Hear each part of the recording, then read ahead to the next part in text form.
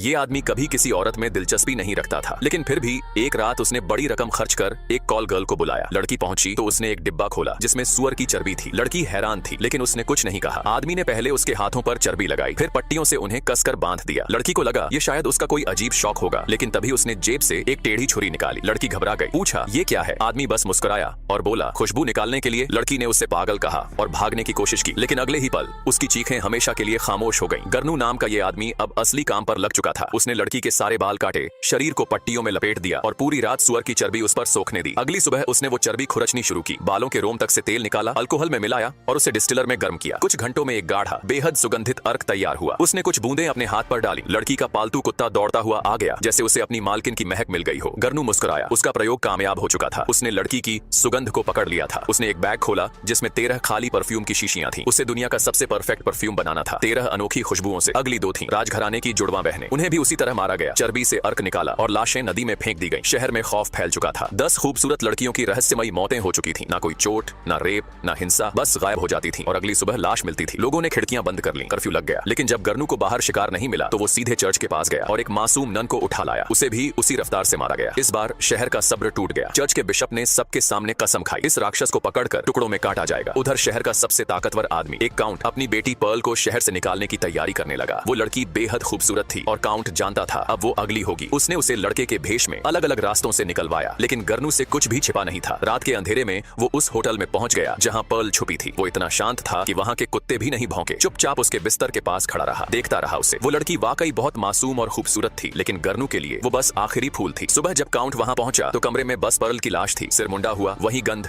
वही तरीका। गर्नू अब 13वीं शीशी भी तैयार कर चुका था, बस अब उन्हें मिलाना बाकी था। लेकिन तभी पुलिस ने उसे घेर लिया। उसके कमरे से सब लड़कियों के बाल, कपड़े और सबूत मिल चुके थे। अब साफ था गर्नू ही कातिल है, लेकिन वो मुस्कुराया और बिना एक शब्द बोले खुद को पकड़वा दिया। फांसी वाले दिन पूरा शहर जमा हुआ था। सबको लगा आज राक्षस खत्म होगा, लेकिन ऐन वक्त पर गर्नू ने जेब से वही परफ्यूम निकाला, 13 आत्माओं की खुशबू वाला। ढक्कन खोला और बस हवा में वो खुशबू फैलते ही पूरा मैदान जैसे सम्मोहित हो गया। लोग उस पर झुकने लगे। वो शाही कपड़ों में था, हर कोई उसे देवता समझकर सलाम कर रहा था। यहाँ तक कि पोप भी उसके सामने घुटनों पर गिर गया। लोग मान बैठे ये खुदा का अवतार है, लेकिन गर्नू के चेहरे पर मुस्कान नहीं थी। उसका दिल अब भी उस एक लड़की में अटका था, वो फल बेचने वाली लड़की जिससे सब शुरू हुआ था, जिसकी खुशबू सबसे सादा, सबसे असली थी। वो लौट गया उस बदबूदार मछली बाजार में जहाँ पहली बार उसे वो मिली थी। वहीं उसने पूरी परफ्यूम की बोतल अपने ऊपर उड़ेल दी और फिर लोग उसे देखकर पागल हो गए। उस पर टूट पड़े। किसी ने उसे चूमा, किसी ने नोचा, किसी ने खाया। लोग उसकी हर बूंद को खुदा का टुकड़ा समझ बैठे। गर्नू वहीं खत्म हो गया, लेकिन उसकी बनाई वो खुशबू वो दुनिया की सबसे परफेक्ट परफ्यूम बन चुकी थी।